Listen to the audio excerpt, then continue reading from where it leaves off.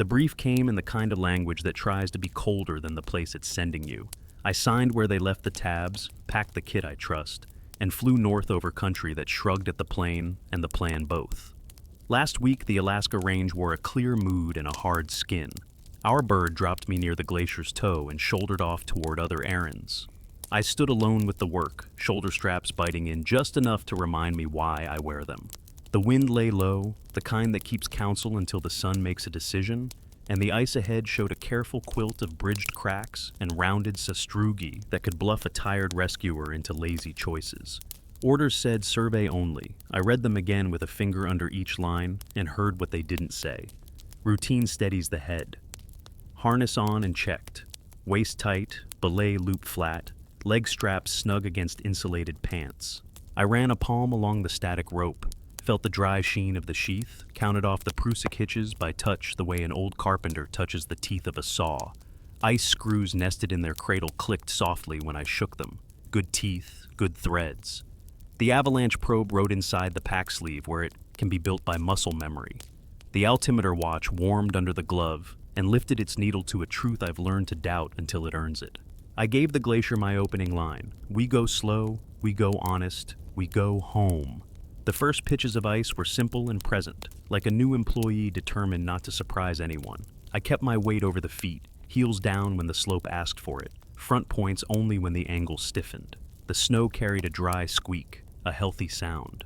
Underneath, every now and then, there was an older voice, what guides call blue, where the ice closes around air and makes a bell of itself. I listened the way I was taught, chin down, hat brim cutting the glare, eyes working the surface, ears sorting the layers of sound that a glacier gives if you give it patience. My radio hissed with the quiet comfort of a dog that knows where you are. I keyed it once just to say I was on task and moving. No reply required. The brief had sent me to a particular lobe, where runoff channels dive into the body and do not always return where models suggest. The sheet maps in my chest pocket showed the contours like ribs. In the field, those ribs bent in places they should have stayed straight. A seam to my right ran too true for too long, then faltered as if embarrassed at its own certainty. I marked the spot in my head. No pins, no flags. Just the way the wind had combed the snow into parallel hairs that turned their part a little wrong right there. I picked a stance where the ice showed a pale window and built an anchor, the way I have always built anchors. One screw placed where the ice speaks with a dull tenor, not the brittle soprano of rotten stuff. Another angled to share the load. A third on standby. I equalized the points and set a belay that would hold if I slept, which I did not plan to do. The rope ran clean through the device. I clipped my prusik, checked the bite, breathed once to settle the hands, and laid my palm against the wall to feel what it felt like to be this glacier in this hour. It was there, the first anomaly, soft enough to deny if you wanted to, steady enough to accuse if you were in the mood. A knock, not loud, not close, not far. A single syllable made of pressure more than sound. It did not care about me, but it knew I was here. It came again after a space my breath could measure. I kept my eyes on the wall. Glaciers talk, they settle, they move. They answer the sun and the inner stream. But this had the tidy patience of something that had counted once and liked how that felt. Orders say, log it. So I did, but I kept the log inside my head. The manual would prefer digits and intervals and a tidy line across a page, but the voice in the ice did not belong to paper. I counted by the throw of my lungs and the small tug of the pulse in the wrist under wool. The space between knocks kept faith with itself, neither hurried nor bored, a little longer than a breath, shorter than a slow look down a rope. I lifted the radio again. Nothing on the net would help, but I wanted the hiss to be here with me. It steadied the air. I extended the probe and fed it into a soft lip beside the wall. The shaft went down clean, met nothing but honest snow for a length, then kissed a pocket and trembled as if a whisper had run along it. When I drew it out, frost dusted the sections and a thin curve of melt traced the lower joint that should have been colder than the back of my glove. Wrong temperature for a morning like this. I wiped it and tried again a few paces to the left. This time it struck something that felt like the spine of a ladder, but there was no ladder down there, just the smooth lid of a channel that had no business being this high on the lobe. I rocked the probe gently and the knock answered, softer now, as if polite about the interruption. The rope behind me quivered with a hum too faint to own, the kind you feel in the hand before you hear it in the ear. Professional habits are good servants and poor masters. I wanted to tag the anomaly and return with more bodies and more time. The brief called for restraint. But there in the clean cold, the map in my pocket and the sound in the wall had an argument, and both wanted me to take their side. Moral pressure happens in small places, the half step closer, the one more test. I told the glacier I would not descend today. The words came out like steam and went straight up. The knock answered with its patient interval. I leaned my helmet against the blue and let the plastic carry the pressure to my skull. Through that contact, the sound changed. It was still a knock, but it wore a tail I had not noticed, a thin tone that rose a little at the end as if the wall were learning to whistle and almost had it. I tried the radio again, just to name the basics. Location by landmark, anchor built, probe tested, anomalous sound recurring, no movement on the surface, no sign of a fall line. I kept nouns dry and verbs cleaner than my thoughts. The unit's tiny speaker took a breath, and then, under the hush, the same almost whistle rode its own carrier and folded into the hiss as if the ice had reached through my glove and into the net. I lifted the antenna with 2 fingers and the tone went with it, then away again when I lowered. No voice, no code, just that tail at the end of the knock, curving up like a fish turning in a shallow bowl. The altimeter watch disagreed with my legs by a mood rather than a measure. It said we were not where the map thought we were, not by much, but enough that the ribs on paper and the ribs in the ground would never overlap quite right today. I do not argue with instruments. I ask them what they need. The watch needed time. The glacier needed someone to stand still long enough to learn its line. I took my weight off the front points and let my heels sink, easing the calves. The rope went slack enough to rest and immediately took on that faint hum again, as if the core had found the same tail the radio had found and wanted to sing with it. Smell is a small thing on ice. Today it brought clean cold and the metallic ghost of old snow machines that had passed earlier in the season. Under that, a warmer note that did not belong outside. Something like paper kept near a radiator, the kind of smell you only notice when your hands are on a book that someone else has loved too long. It was out of place enough to make me step back from the wall and taste the air like an animal. The knock kept its rhythm. The tone at the end brightened by a hair. Or maybe I was just learning to hear it. The light shifted. High cloud pulled a gauze across the sun, and the glacier adjusted its shoulders. I felt an urge to speak into the radio, not to the people on the other end, but to the thing that had learned my pace. I did not do that. I told myself the day ends when the plan says it ends, not when curiosity snaps the lead. I collapsed the probe, stowed it, and made a show of tidying the anchor as if I were closing down a shop. The wall did not care about theater. The knock came again anyway, slightly early now, almost teasing. The rope agreed with a faint, pleased tremor. I gave it a final minute, which is a lie because I did not watch a clock. I watched my breath and let a small part of me be counted by the ice. When I turned to go, the radio hissed and, clear as a gloved tap on a helmet, the tone curled up and held for the length of a drawn breath. I froze mid-step, boot half unweighted, and in that held posture, the rope laid against my hip like a living thing that wanted to lean forward. I whispered without pressing the transmit, "I hear you." The knock answered once, and the wall kept the tail of the tone just long enough to make me understand it would be waiting for me to decide which rule mattered tomorrow.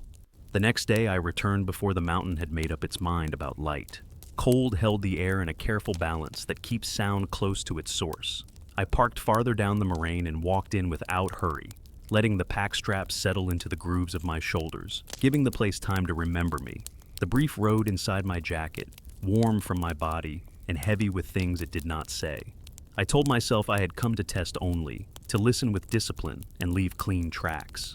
The glacier answered by not answering, the kind of silence that makes a person confess without being asked. At the old stance, I rebuilt the anchor exactly as before, or so I intended. The ice screws bit with that sweet, dull note I trust most. I equalized, checked the prusik hitches by feel, threaded the device, and loaded the static rope until it pulled against the harness with the weight of my better judgment. The altimeter watch had slept on my wrist. It woke with numbers I pretended not to see, and a needle that insisted we were somewhere else by a mood rather than a measure. I told it to relax and earn my attention. I touched my helmet to the wall and let the cold climb into the plastic and then into my skull. The glacier's inner voice was there from the first breath. A knock, like a hand against a hollow door, followed by that thin curving tail not quite brave enough to be called a whistle. I extended the avalanche probe and fed it into the soft lip beside yesterday's window. The shaft moved like a reed in a slow river, easing past layers that had stacked themselves politely through long weather. It kissed a skin of harder stuff and trembled, the vibration running up into my gloves in a way that made the small bones of the hand feel questioned. I withdrew and tried a step to the left, then another to the right, mapping with patience, keeping my weight low and my rope honest. Each insertion returned something the surface refused to admit: a channel where the map showed none, an empty pocket in the wrong place, a line of resistance tilted against the slope as if a buried tool had been laid carelessly by someone who did not think a rescuer's probe would ever reach this high. When the tip found that wrong tilted line, the knock in the wall answered as if pleased to be recognized. Orders wanted a record, so I made one in the way that still feels like work.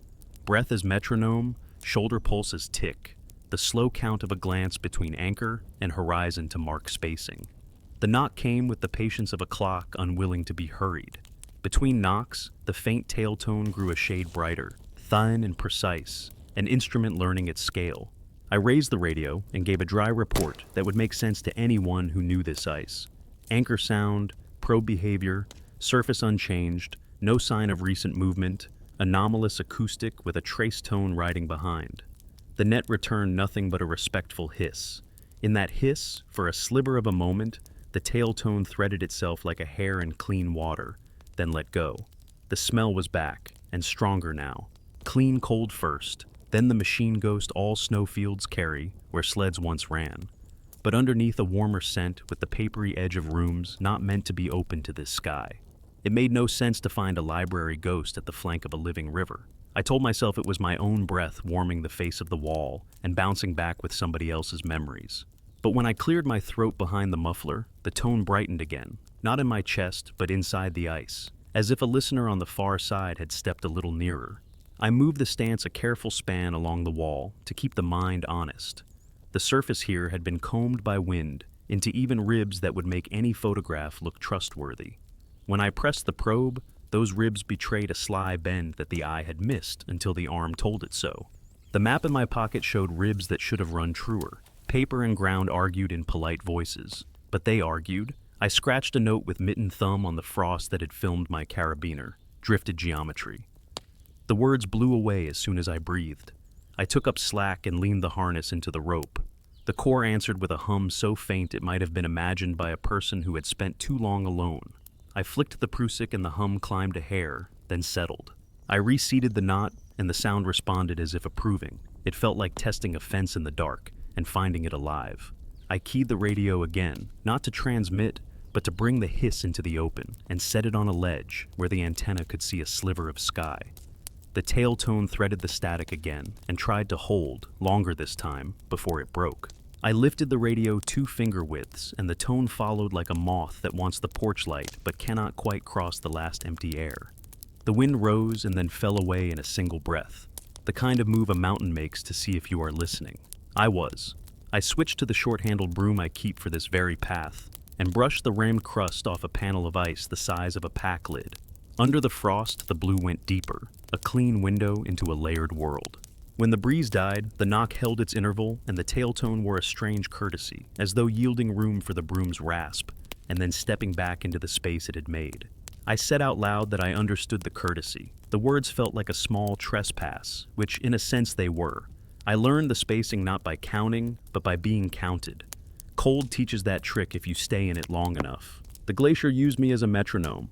Between knocks, I could manage a few tidy tasks: adjust a buckle, check the teeth of a screw with a nail, smooth a spur off the probe's tip with the file tucked near the shoulder strap. Each time the task finished, the knock returned, and the tail rose as if to nod. I tried to trick it, looked away, breathed shallow, closed my eyes, and the return still matched my living pace, not the false one I tried to give. It liked honesty, or it despised games. Or there were 2 things, one counting, one listening, and I had been enrolled without consent. The altimeter watch pressed a new opinion against my wrist. It said down when my legs remembered a long flat. It said we had lost height where the wall stood firm. I have seen that kind of drift when pressure systems play with the needle, but today the sky wore the same gray linen it had at first light. I took the watch off, warmed it under the parka, and watched nothing at all because I have trained myself not to look at digits when the world would rather I hear it. I put the watch back on and promised it a proper test later. Right now, I needed its weight more than its numbers. I drew the probe again and picked a final point, more by feel than rule. Where the window darkened, where the smell lifted toward that wrong interior warmth, where the radio hiss seemed to narrow to a breath you could have mistaken for someone standing just behind your left shoulder. The shaft slid down with less resistance than any of the earlier tries. It met a void that was not a crevasse the way we use that word, not a clean slot with sharp edges and honest hunger. This was rounder, as if ice had learned the shape of a room. The tip touched a firm curve with a skin that threw back the tiniest ringing, and the knock answered immediately, tail bright, a perfect fit, as if metal had kissed a tuning fork. The rope at my hip thrummed like a string convinced of its note. I let a breath out and the tone rose the way a kettle does just before it earns its whistle. The radio hiss narrowed into a single shining thread that did not cut the noise so much as make it coherent. I spoke without pressing transmit, a habit I despise in others and reserve for days when the field makes its own rules. I told whatever was counting that I had work to do for people who do not appreciate surprise. The tone steadied in approval or disdain, I could not tell which. Something beneath my boots shifted, not with the drop of a bridge giving up, but with the careful rearrangement of furniture in a house where the occupant expects company. I should have backed off then. The plan said observe, mark, withdraw. The wall said stay. The rope said lean a fraction more and learn the next line. The smell from that round space deepened, papery, dry, a classroom before students, a briefing room with the projector still warm. In the radio's hiss, another sound appeared behind the tail, faint and square-edged, like the clack of keys pressed without letters, the idea of typing without the message. It arranged itself in bursts that felt patterned, then boomeranged into simple noise whenever I tried to match breath to it. I shifted my stance one careful boot length closer, and the anchor groaned a small, honest warning. The prusik took a nibble of rope to show it was awake. I stopped. The knock arrived early, tugged the tail into a sharper curl, and held just long enough to make me certain that next time, if I moved even a fraction forward, it would not stop its sound. It would touch the rope, the harness, the part of me that keeps tally when paper cannot. The radio hissed once more, and, in that thready whine, a word tried to form that the net had not sent and the ice had not learned. It began with my name and broke apart into air.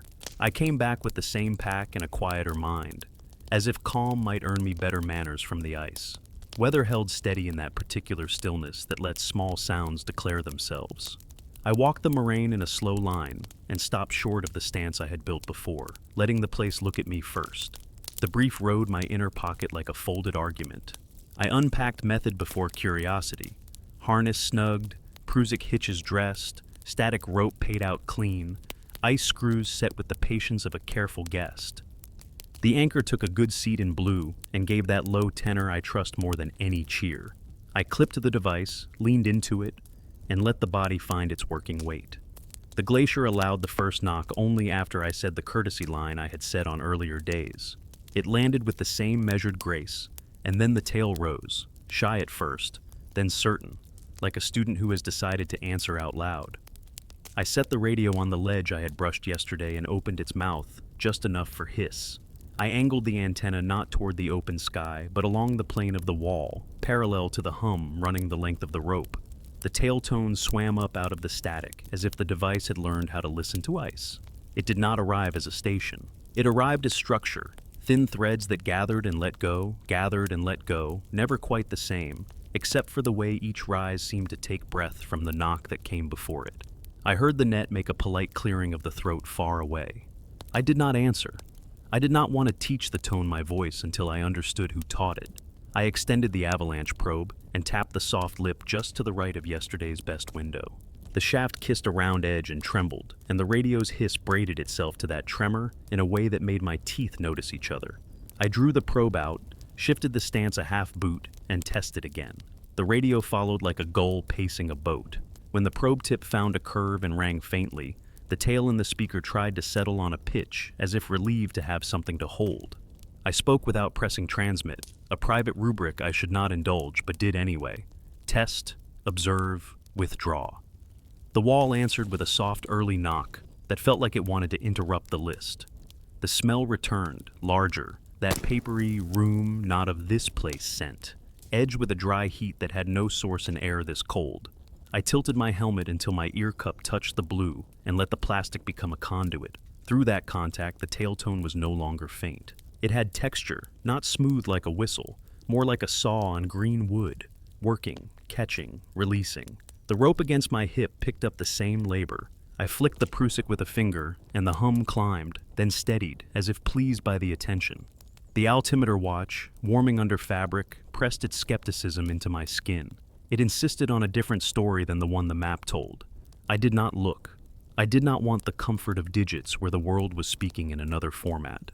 I lifted the radio and laid it flat against the ice, antenna tipped to point down the imagined throat of that round space the probe had discovered. The hiss narrowed, as if a door had closed in a windy house.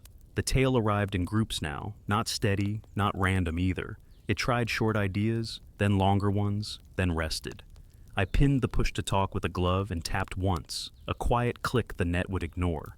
The tail replied, not as an echo, too quick, too sure, but as if a listener had nodded and repeated the nod just to see if I knew that was conversation. I tested the squelch and the gain the way I always have in the field. Small turns, back to center, listen, breathe, adjust. With each turn, the tail either sharpened or blurred. 2 positions made it clean. Between those, the sound smeared itself into ordinary noise. I set the knob where the tone looked at me hardest. The moral pressure of the brief leaned against the other shoulder. The language had been careful. Survey, note, do not commit personnel, stand by for further tasking. I heard the part that was not written. If the field goes sideways, you are holding the bag, not the office. I made peace with that in the way we all do up here, by letting the ice decide my next step and taking responsibility for having asked it too. I told the radio my call sign as a way to mark the hour for any later memory work, then added in the same breath, without transmit, that I was listening, not hunting. The tail brightened. The knock arrived on the half of that breath and landed true. I tried a controlled test. I pulled in a palm of slack and let it run back out through the device so the rope would hum the smallest possible song. The tail met that song at the top of its little curve and held a beat longer than comfort allows. The hum and the tail seemed to find each other like 2 strings tuned by an old ear. I set my boot heels harder, made myself heavier, and the tone stepped down, followed, tried to live at the new weight, and failed. It returned to the first note, as if that were its home. I nodded to no one and thought, not for the first time, that it preferred me honest. My real stance, my real mass, my real breathing. The moment I tried to fake it, it withdrew. I gave the probe fresh ground, farther from the anchor, to keep my habits ethical. The shaft found a line of resistance that slanted against the slope in a way I have only ever seen where a buried structure interrupts the clean logic of snow. Not a ladder, not a tree. An edge too smooth for nature, too curved for machine perfection. A kind of softened architecture that ice had memorized. When the tip traced that edge, the radio did a thing radios do only when fed by intention. The hiss cut, the tail slid up a shade, then broke into a tiny shelf of steps, like a scale taught to a child. Left alone, it retreated to the bass note. I drew the tip along the edge again and the steps repeated, almost the same. I keyed the net and gave the driest possible report, words that would not alarm anyone in an office. Anchor stable, surface unchanged, subsurface features inconsistent with map expectations, acoustic event recurring, apparent coupling with equipment under limited conditions. I did not say that the coupling felt like a tension. I did not say that the tone had learned the shape of the day. As I released the key, the tail folded itself into the last bit of my own carrier and hid there like a thin wire inside a thicker rope. It felt like being quoted without consent. The wind pressed once against my hood and let go. Light did the same, a brief lift and fade as the sun negotiated some thin cloud. In that shift, the map misbehaved in my head. Distances that should have been short felt long. The angle from anchor to window to safe ground tilted inside my inner ear. I steadied myself by reciting the consequences of a bad step.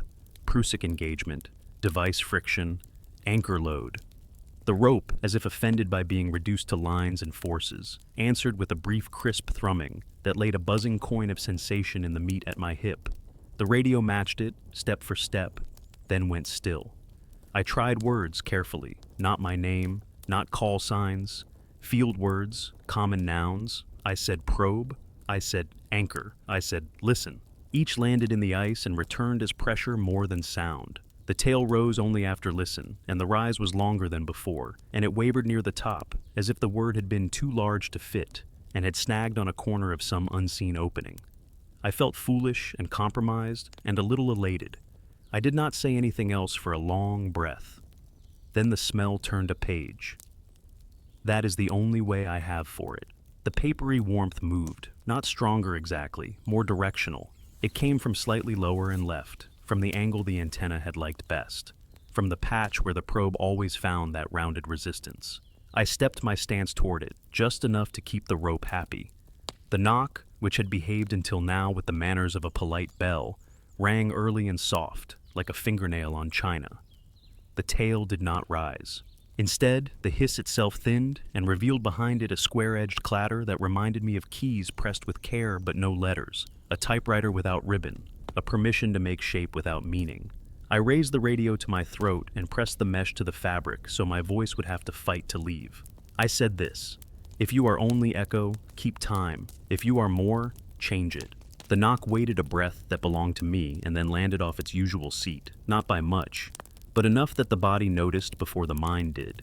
The tail rose and held, then took a small step, then held again, then fell. It had learned a new syllable, or it had found it inside me and returned it. Everything in me wanted to lean, to feed rope, to see if the wall would answer touch the way it answered sound. The anchor gave a tight little groan, the way a friend clears their throat in a room where you are about to say the wrong thing. I thanked it under my breath. I told the net, on transmit this time, that I would hold position and continue passive monitoring. The device clicked back with that civilian calm that sounds like permission. The ice did not wait for permission. The radio's hiss closed again, tidy as a door, and the tail shaped itself into a string of short and long holds that could have been nothing at all, or could have been the bones of a code that uses timing to carry names.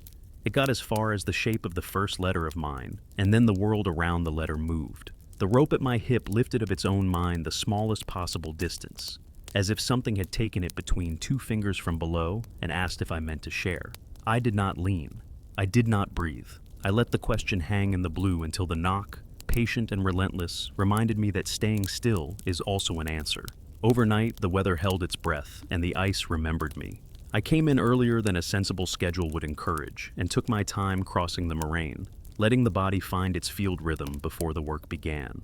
The brief rode the inner pocket like a folded warning. The map in the other pocket felt lighter, as if ashamed of how little it had predicted. I spoke the courtesy line to the glacier, touched the harness to be sure the plates lay flat, and set the pack down where my prints from yesterday had softened into shallow bowls. The place smelled of clean cold and old machine, and under that a thin interior warmth that no sky should carry. I rebuilt the stance with deliberate care, not because the last anchor had failed, but because repetition makes errors honest. Screws placed in blue gave the low note I rely on. I equalized with a sling whose stitches I trust, set the device, dressed prusik hitches by feel, and fed the static rope through my hands until it lay in a gentle curve between anchor and hip. The rope asked to be tuned. That is not a word I use for cordage, but today it fit. The core carried a faint, stubborn hum even before weight. The altimeter watch pressed its ongoing disagreement into my wrist. The needle climbed against the story my legs told. I let the watch keep its opinion. I had another instrument to attend to. When I laid my helmet cup to the wall, the knock announced itself with the courtesy of a bell rung at the right hour, followed by that tail that wants to be a whistle and cannot quite remember how. I thanked it under my breath, which fogged and drifted past my cheek and seemed to wait, as if even breath might be consulted here. I set the radio on the brushed ledge, mouth barely open, antenna angled along the plane of blue. The hiss narrowed politely, leaving space for the tail to gather itself into thin threads that braided and unbraided in patterns shy of a code. I told myself today's test would belong to the rope. Sound is one kind of language, tension is another. I took in a little slack until the device sang a soft brass note, then leaned my weight into the system just enough to feel the anchor speak up through the screws. The hum in the line rose to meet me, as if it had been waiting on my hips to choose who we would be together. I shifted a fraction heavier, and the tail in the radio climbed to meet that new pitch, landed for a held moment, then fell back to its home. I backed off until my heels felt the slope again. The tail followed and settled. The rope and the wall had agreed on me as the reference instrument. Any lie I told with my posture drove the sound away. Any truth called it close. I extended the avalanche probe and made a small survey around the window I favored, careful not to repeat yesterday's exact spots. The shaft eased through honest snow, met the round boundary that should not be here, and rang the faint ring of a curved skin under load. When I traced along it, the rope took on a clean line from anchor to harness, as if something down there had drawn a chalk mark in the air and wanted me to stand directly above it. The radio hiss narrowed again, then let a tiny stare of tones lift and vanish. I did not name those tones. Names make promises. Instead, I let my breathing be steady and gave the system my real mass. I ran a rope check in the old way, half aloud, to keep my head lined up with my hands. Core intact, sheath unglazed, device set, prusik bites, backup loop seated. While I spoke, the tail rose only on words that implied listening or stopping. It softened when I said anchor and sharpened when I said here. I have worked enough recoveries to distrust coincidence. I set the radio to the edge of transmit, not pressed, and rotated the gain until ordinary hiss thinned to a silk thread. The tail found that thread and lay along it like a violin string tuned against a piano in the next room. I paid attention to smell, which is a low signal on ice and therefore precious. Clean cold, machine ghost, and underneath the papery heat of rooms with doors. Today the warm note carried the smallest trace of dust, the kind that lives in binders and old carpeting, and it came from lower left where the probe had traced arcs the map did not admit. The rope pulled minutely toward that angle, not a tug, more the posture of a dog pointing without moving its paws. I shifted my stance that way and set my heels as if digging a new truth into the slope. The hum liked the honesty of that. I decided on a measured escalation. Rather than lean forward, I would make the system sing without moving much at all. I pulled a loop of slack into the device and let it glide back through in a slow, even feed until the prusik hummed like a fly under glass. The tail in the radio rose to meet the glide and held, just at the shoulder of the note, the place you could almost mistake for silence because it fits the ear so neatly. I paused the feed. The tail paused. I breathed. The tail drew a breath against mine. If it was echo, it had learned to anticipate. If it was more, it was being careful. The altimeter watch made its favorite argument against my skin. I removed it, warmed it inside my glove, and pressed its face against the ice. The needle shifted with a small will of its own, and then settled in a place that felt truer to my leaks. When I peeled it away, the radio hiss sharpened, as if amused. I slid the watch back on and asked it to be a clock, not a judge. It consented by being heavy and quiet. I took the probe to a new patch, farther from the anchor to keep myself honest. The tip found an edge that was too clean to be drift and too soft to be carved by melt alone. When I mapped along that edge, the rope at my hip voiced a smooth, continuous note that I could feel in the meat, a sound beneath sound, a pressure that made the teeth align and the eyes water a little. The tail climbed hand over hand up that pressure, held, and showed a tiny hitch near the top. A step that did not belong to any natural overtone I know. It felt like a finger placed lightly on a string to touch the harmonic, as if someone below had been taught by a patient teacher. I spoke just enough to frame the test, monitor only, passive, no dissent. The words carried into the wall and returned as a change in pressure rather than a reply. Then the knock landed late for the first time since we began. Late by my breath, not by any clock. The device in my hand thrummed as if a small current had run through their shared body. I made a note in the only ledger that mattered today. The glacier would change time to make a point. Moral pressure tilted the room. The brief's careful language weighed one shoulder. The rope's mute invitation weighed the other. I pictured an office light miles away in a warm building where a person would read a version of this day stripped of the pieces that make the rest possible. I said out loud that I would not go over the lip. I meant it when I said it. The tail in the radio softened, as if disappointed, and then, with a decision that did not belong to me, sharpened again into a line so clean it cut me in half.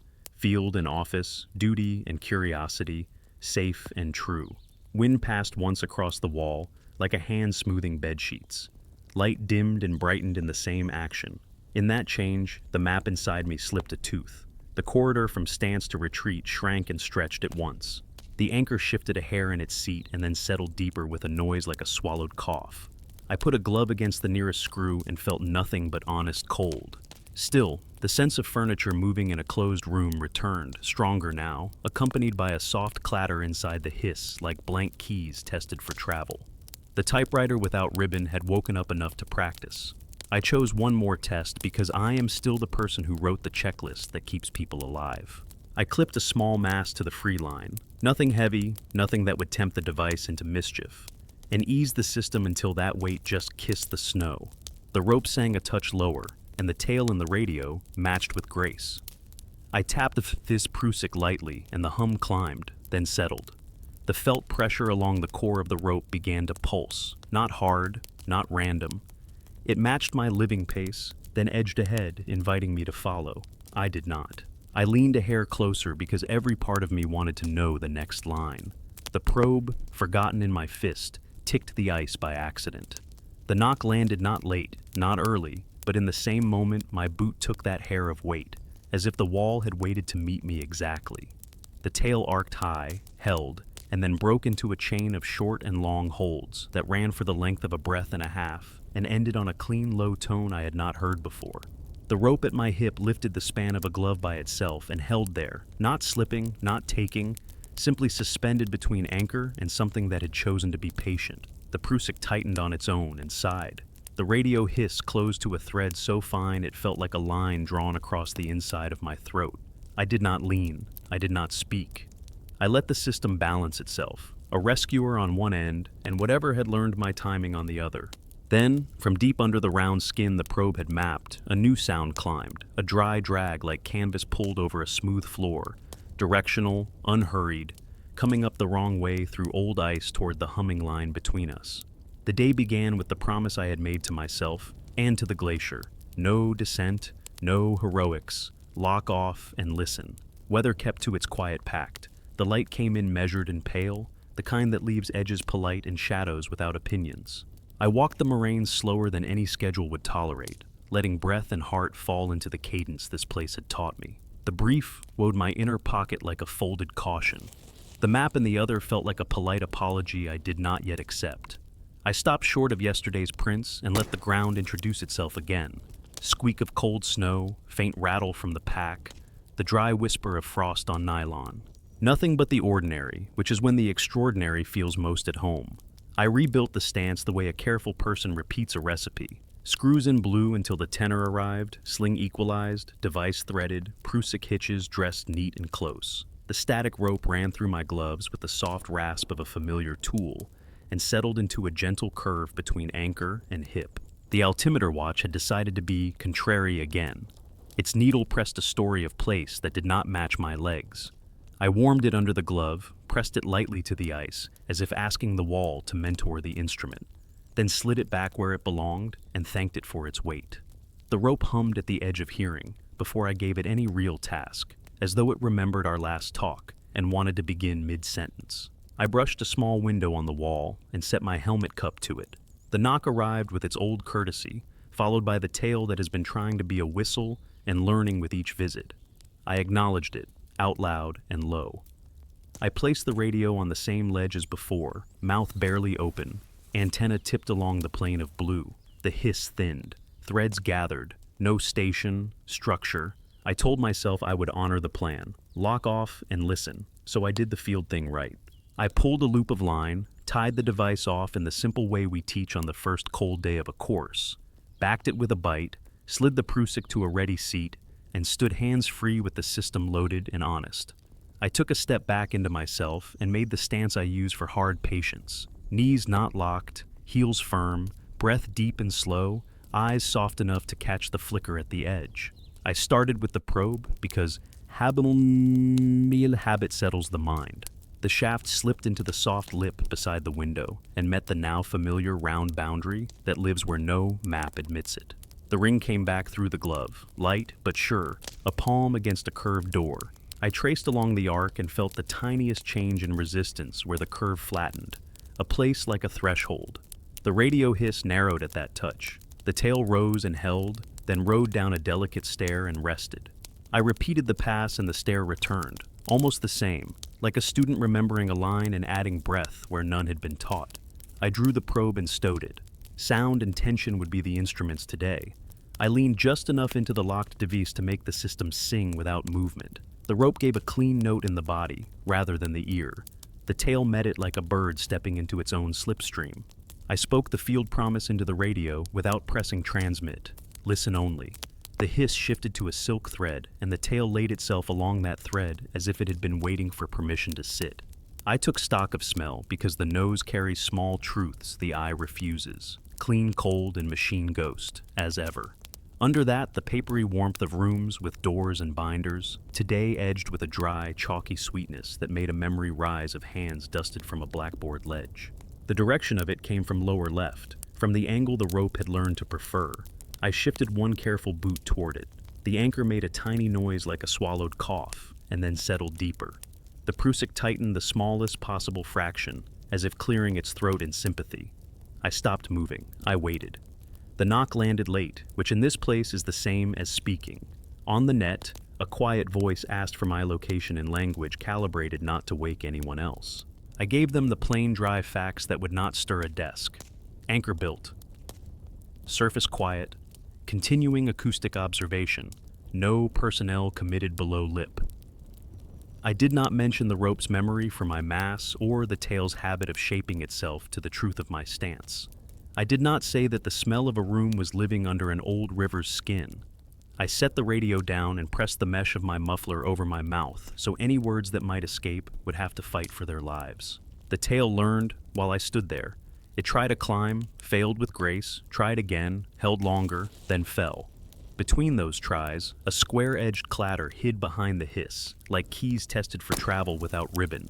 The idea of typing without the hubris of meaning. I felt the urge to name it and refused. In my work, names are small traps. I gave the wall a different gift, silence shaped by attention. It took the gift and returned a sound at the edge of touch, a soft drag somewhere below, canvas over smooth floor, directional and unhurried, coming along the wrong road toward the place our line joined. The rope warmed under my glove without moving. That warmth arrived the way a sleeping animal shares heat on purpose. Pressure built along the core not as a pull but as a presence. I eased a finger to the prusik and felt it live. Not seizing, not surrendering, simply breathing. Behind my teeth a low buzz began, a coin of sensation I recognized from power rooms and heavy equipment, except there was no source here but a locked system and a patient wall. I thought of the office language that quarantines field reality into words like anomaly and artifact. I let the thought pass like wind across a tent. I ran a quiet test. With the device locked, I took my hands off the rope and laid both palms flat on the wall, helmet cup light against blue, eyes closed, to hand the senses their jobs. The knock arrived timed to my exhale, then again to the minute pause at the bottom of the breath, then again to the lift. It was no longer simple repetition. It was pacing me, or I had learned its pace well enough to think so. The tail colored the end of each knock like a brush dragged through a shallow tray of ink. At the top of the last curve it wavered, barely, as if it had found the edge of a word it might like. On the periphery, the map in my head slipped a tooth. The corridor back to safe ground stretched and folded without moving. The altimeter watch pressed a new opinion into my wrist bone. No numbers needed, just a steadfast disagreement that made my skin pay attention.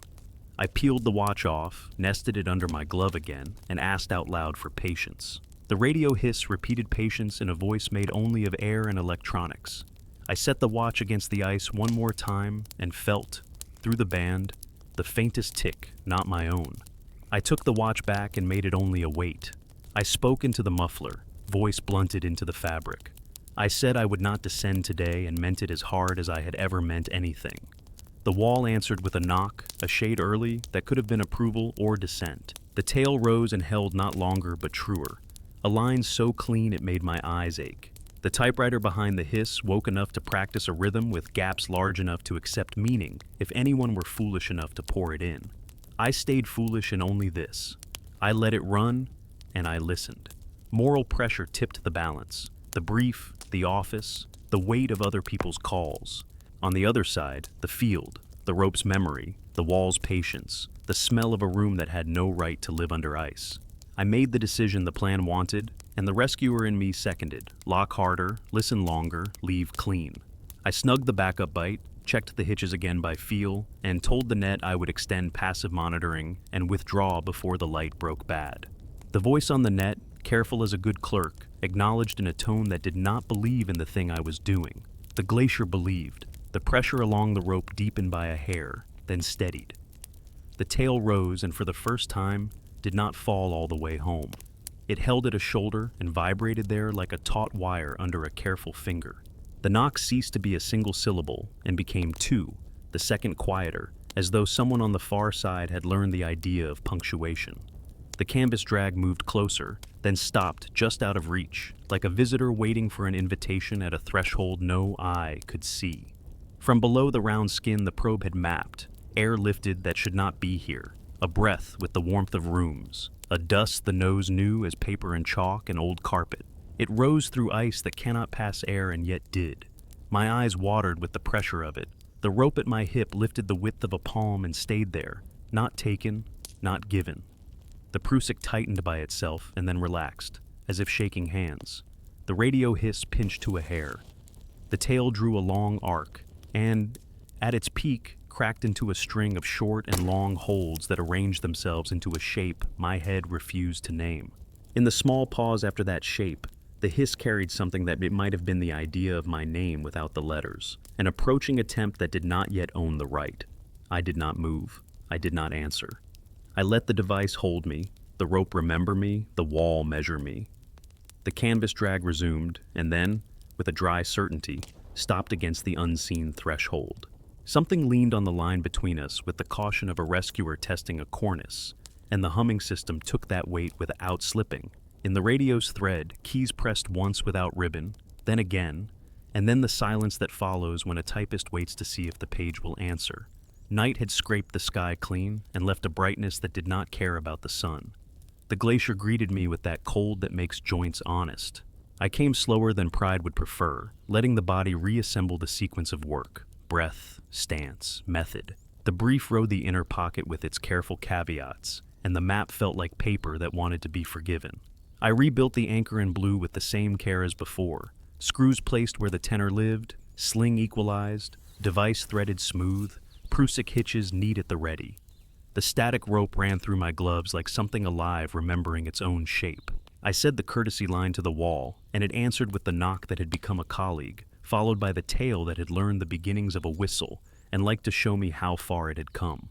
I locked off to honor the promise.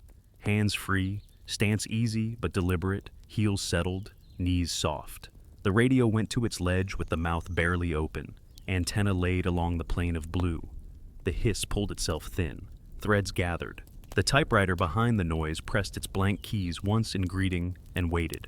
I pressed the helmet cup to the window I had brushed and felt the sound as pressure more than tone, a patient palm against the skull. Under it, the rope at my hip hummed with the memory of yesterday's conversation, a steady note that asked me not to lie about my weight or my intention. The smell arrived early and directional, clean cold first, then old machine, and under that the papery heat of rooms. Today it carried the faint bite of toner, like pages still warm from a copier in a place with carpeting too old to remember its first color. It came from lower left again, from the corridor the rope preferred. I moved a careful boot toward that angle, and stopped, and when the anchor sighed it swallowed cough. The prusik took a breath of line and rested. The knock hit its mark on my exhale, and the tail rose true enough to feel like a promise kept. I extended the avalanche probe and mapped outside my habits. The shaft slid through honest snow and found the round boundary that should not be here, then traced a flat where a curve should have ruled, then a curve where flat would have been righteous. Under the glove, I felt a threshold the tip could cross only when approached with the same patience as a key searching for the right bite. Each correct touch was answered, radio hiss narrowing, tail lifting, rope smoothing toward a straighter line, pressure along the core aligning my teeth by feel. When I drifted into carelessness, the system went dull and scolded me by withholding. I told the net I was in passive monitor and would stay that way. The voice that answered wore its office calm like a tie, tidy and not meant for this air. I set the radio down again and let the hiss draw thin until the tail could lay along it like a string tuned to itself. The typewriter returned with a cautious rhythm, short groups separated by rests that felt made for meaning but not owned by it yet. I did not offer a key. I have learned that too much help in the field becomes a kind of rudeness. The altimeter watch made its usual case against my skin. Without looking, I felt the needle press an opinion that contradicted my legs. I warmed the watch under my glove, then pressed its face lightly to the ice. Through the band, I sensed a faint tick that did not belong to me, then a settling, as if the instrument had decided to be taut. I put it back and asked it to be heavy and silent. The rope liked that. The hum steadied. The prusik's bite turned from apprehension to attention. I ran the smallest tension test with the device still locked. No movement, only a change in how I leaned into the system. The tail climbed to meet the truth of that lean and held, not a fraction higher than my honest stance, as if guarding me from my own ambition. I tried words into the muffler, voice blunted by fabric. I said anchor, and the tail softened. I said listen, and it sharpened. I said stay. And something beneath the round skin shifted with a dry certainty, like furniture moving in a room you will walk into later and pretend you have always known. The map inside me slipped a tooth again. The corridor back to safe ground stretched like a rubber band, and then snapped short without moving at all. The slope below my heels felt longer than it looked. This is how mountains negotiate with the inner ear, and I have seen good people lose the argument. I steadied by touching each tool in mind. Screws seated, device locked, hitches ready, rope sound, probe stowed. The knock landed late once, an indulgence allowed by friends. The tail did not lift with it. Instead, it held a flat line that made my eyes want to water, and then stepped up a tiny shelf and held again. The typewriter matched that shelf with a single clack and then went quiet, as if embarrassed at its own boldness. I decided to borrow the rope's memory. I unclipped a small mass and let it ride the free line until it just kissed the snow and hung there, not quite weightless. The system's note dipped low and settled. The tail followed and made a small flourish near the bottom, a curve against gravity. I tapped the tacita prusik lightly, and the hum climbed and then rested exactly where it had been, as if the knot had learned the lesson and wanted to recite it back. Through all of it, the canvas drag moved closer, unhurried and certain, until it stopped against a place the probe had always called threshold. The smell of rooms rose through old ice and pooled at my knees, dry and warm and steady. My breath went to work like a metronome the glacier now owned. Moral pressure turned a notch tighter. The brief's cautious verbs leaned on one shoulder. The field's courteous insistence leaned on the other. I thought of a report that would leave out what mattered, because what matters here is made of timing and hum, and the way a prusik can feel like it is thinking. I told the radio, on transmit, that I was holding position, anchor secure, no movement below lip, continuing acoustic observation. I did not say that the line between us had become a conversation in a language my school never taught. The glacier spoke without words. The rope warmed under my glove as if blood had entered it. Pressure along the core began to pulse, matching my living pace for several cycles, and then edging ahead a breath, as if inviting me to follow. I refused. The system respected the refusal. The tail held its pitch, and then shaped a string of short and long holds, separated by rests wide enough to accept a meaning if either of us believed in courage. I did not assign meaning. I let the pattern live without theft. Wind pushed once and slid away. Light shifted inside the high haze and gave everything a delicate false noon. In that change, the map misbehaved again. The safe corridor narrowed in the mind, though the surface lay unchanged. The anchor gave a low, throat clear, and then dug itself deeper with the satisfied tone of a screw finding its best ice. I set a glove to the nearest hanger anyway, and felt only honest cold and a trace of vibration that did not come from me. The vibration walked into my palm like a small animal allowed to pass through. I tried a final test, small and clean. With the device still locked, I leaned my helmet gently into the window and let the plastic act as a bridge between skull and wall. Then, with the faintest motion a loaded system allows, I rotated my weight from heel to forefoot and back.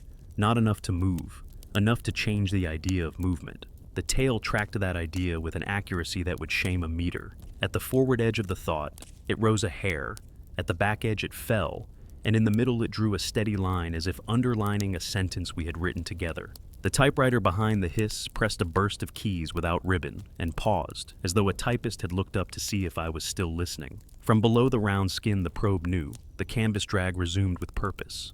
It crossed the unseen threshold. The rope at my hip lifted the width of a palm and stayed there, not taking, not giving, weight shared across a line that had learned us both. The prusik tightened by itself, then relaxed in a way I have only felt during live loads. The smell deepened and carried a dry whisper of ozone, as if something used to electricity had touched air it did not own. The knock returned, not late, not early, landing in the exact center of my breath and then landing again at the top of the next, as if the wall had adjusted the clock to keep me company. The radio's hiss closed to a hair. The tail climbed, held, and then fractured into a precise chain of holds that made a shape I could no longer pretend not to recognize. It was not my full name, not letters, but the timing of it pressed against the same part of the brain that wakes when someone speaks you in a crowd. I whispered without transmit that I was here, that I would not descend, that I was listening. The rope answered by growing heavier without moving, a shared decision to bear a new thing. The typewriter struck one key hard enough to make the antenna shiver. Snow beneath the weight polished itself into a skin. Ice under the window flexed by a fraction too small for an eye and large enough for boots to learn. The corridor back to safe ground collapsed in the mind like paper folded until it becomes a blade. The canvas drag stopped under my stance. A quiet, rounded pressure touched the line from below with the care of a rescuer testing a cornice. And the humming system accepted that touch, as if the two of us had practiced and finally chosen to trust the rehearsal. Then the tail, clean as a line scribed with a fine blade, rose into a held note so true it erased the rest of the world, and the rope between anchor and harness tightened on its own breath and began, without my consent, to slide. The locked device should not slide if the world behaves. It slid anyway, not a rush, not a steal, only the patient creep of a decision made elsewhere. I snapped a palm to the prusik and felt its bite come alive, teeth set without anger, a friend placing a hand on my chest. The anchor gave its low, throat clear, and then settled deeper as the screws found truer ice. I spoke to the system in the language it understands. I am here, I am heavy, I am yours if you keep your word. The rope heard that. Its hum steadied. The slide slowed to the pace of a careful nod and held there, not a surrender, not a win, a meeting in the middle of a line that had learned both of us. The radio hiss pinched to a wire, and the tail lifted into a note so true it made my eyes ache. In that note lived the square-edged clack I have been hearing, blank keys tested for travel. The clack arranged itself into short and long holds, separated by rests generous enough to accept meaning. I refused to pour meaning in. I let it be structure alone. The knock did not vanish. It moved off the hour and onto my breath, landing where my ribs turned from, down to up, then where the breath paused a heartbeat, then where it let go. The wall had stepped into my cadence so completely I felt lighter, as if some part of me now lived forward in the blue and had to be fetched back. Smell rose from the threshold below, the papery warmth of rooms with doors, joined now by a breath of ozone, like the air near equipment that belongs on the other side of a window. Toner ghosts, carpet, binder dust, impossible smells that carried the weight of fluorescent hours and patient rules. The altimeter watch pressed its case into my wrist bone, as if to say down and away and elsewhere all at once. I warmed it under my glove, pinned its face lightly to the window, and felt through the band a tiny tick that answered the tail the way a small bird answers its own reflection. I tucked the watch back and told it to be heavy and quiet. The probe lay strapped to the pack. Habit wanted it in my hand. Curiosity wanted it in the wall. I left it where it was because the day had declared its instrument, tension. With the device still locked, I eased a fraction of weight from heel to forefoot and back until the system sang an even line. The rope replied with a pressure I could map with the bones of my hip. The tail tracked that pressure with a discipline that would shame a meter. Then the line under me raised itself by the span of a glove, no further, without help from my body. As if someone below had set their palm beneath the rope and said, "Try this height." I did not fight. I did not yield. I breathed. The typewriter behind the hiss pressed a burst that stopped my thoughts as surely as a hand on the shoulder. In that burst lived the shape of my name without letters, the cadence you feel inside when a voice from a known doorway says you. It did not own the word, it owned the feeling. I whispered into fabric that I heard it. The tail rose like praise or like approval from a patient teacher. The knock retreated as if etiquette required it to make space for speech. Moral pressure tightened. The brief's careful verbs leaned hard. Survey only, no commitment, stand by for further tasking. The field answered with its own verbs. Hold, listen, answer the thing that has already answered you. In the net, a calm voice from a warm room asked for an update with the kind of care that makes a person think of forms. I gave them the dry truth. Anchor secure, no surface movement, continuing passive monitoring, line tension stable. I did not describe how the rope remembered me. I did not confess that the system had begun to handle me the way a belayer handles a partner who steps over an edge on purpose. Light changed in its delicate mountain way, a veil across the sun that made noon into a thought. When the brightness shifted, the map inside me slipped its tooth again. The corridor back toward safe ground seemed to tilt and fold without moving. I answered with a checklist spoken low. Screws seated, equalized, device locked, prusik ready, backup bite secure, rope sheath clean, core quiet. Speaking steadied the world. The tail softened during anchor and sharpened during listen. It liked the word stay more than any other and sang into it as if the syllable had been made for this frequency. From beneath the round skin the probe had traced, the canvas drag resumed, then shortened, then vanished. In its place lived a pressure that did not travel so much as arrive. The rope warmed along its core until my glove felt like it touched skin rather than cordage. The hum shifted from note to vibration, from vibration to a feeling like standing in a power room where you are mostly bones and wire. The radio's wire-thin hiss cut out completely. The antenna shivered and went still. Air lost its small sounds. I could hear the grain of the helmet pad against the hood of my jacket. Then, in that clean quiet, the tail returned as a blade-fine line drawn across the inside of my skull. I said the only field words that mattered: I will not descend. The line did not argue. It bent around the sentence as light bends around a blade. Keys pressed once behind the hiss, and then stopped, as if a typist had lifted their hands to show good faith. The rope responded with the careful weight a good partner gives when they have reached their stance and are ready to take. The prusik tightened, and then relaxed on its own breath, a live load without movement. The anchor did not complain. It settled deeper in a tone that felt like consent. All at once, smell thickened into place. Not a waft. A room. A dry blanket of heat as polite as a hallway outside a conference room, carrying that faint human trace that paper remembers. It rose through old ice and landed at the level of my knees and would go no higher, as if constrained by a door half open below. I felt the urge to kneel, to meet that door, with the spine bent like a supplicant. Training took the wheel. I stayed tall, heels firm, knees soft.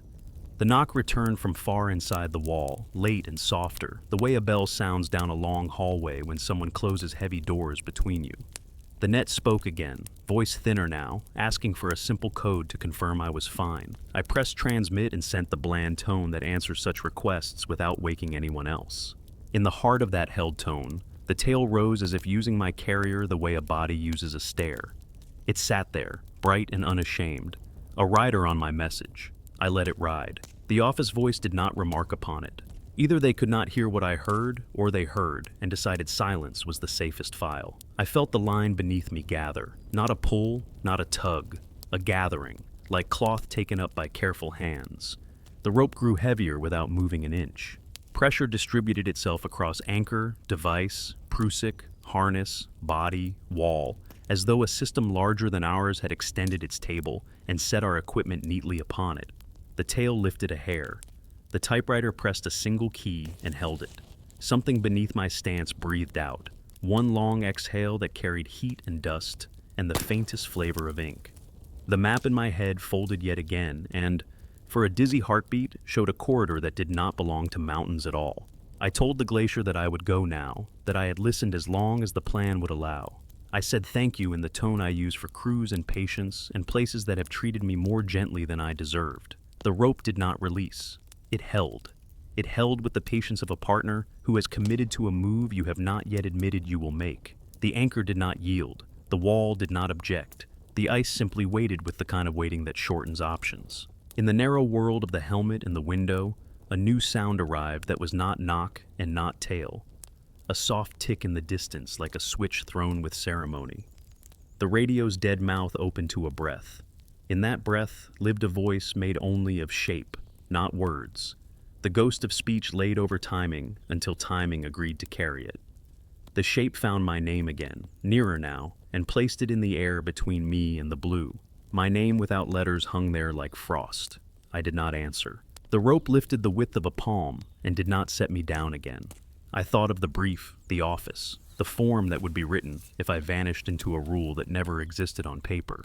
I thought of the people I have pulled from holes in rooms and edges, their eyes when the system tightened, and they learned they were not alone. I thought of the quiet years when the work was honest and the maps behaved. I told the wall, low enough to hide the tremor, that I would not descend, that I would not be taken, that if it wanted more, it would have to say it in a language our procedures could hear. The tail answered with a clean, rising curve that cut my breath into equal parts and held there, steady as a lit fuse. The typewriter struck a run of keys that sounded like a desk drawer, closing in a room I could not see. The smell deepened in a way that made my teeth ache. The rope between anchor and harness tightened on its own breath and began, once more, and without my consent, to slide. I clamped the prusik, felt it bite, felt it hold, felt it think. The device, locked and honest, sang a small brass note that said, "The system was true." The line ignored all that truth and kept moving at the pace of a careful nod, downward toward the round skin the probe had mapped, toward a threshold that did not belong to this weather. I said the word, "stay again," and the word broke in the cold. The line did not.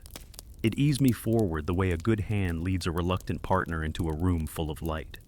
The window deepened beneath the helmet cup until it felt less like ice and more like glass. Through it I saw nothing, only my own outline reflected back, taller than I am, steadier than I felt, haloed by a rim of pale light that came from no sky I knew. The tail climbed to sit at the crown of that outline and held there. The knock, far inside, landed once in what could have been farewell or welcome. The rope took another quiet bite of distance, and I understood that the next breath would decide which world owned my weight.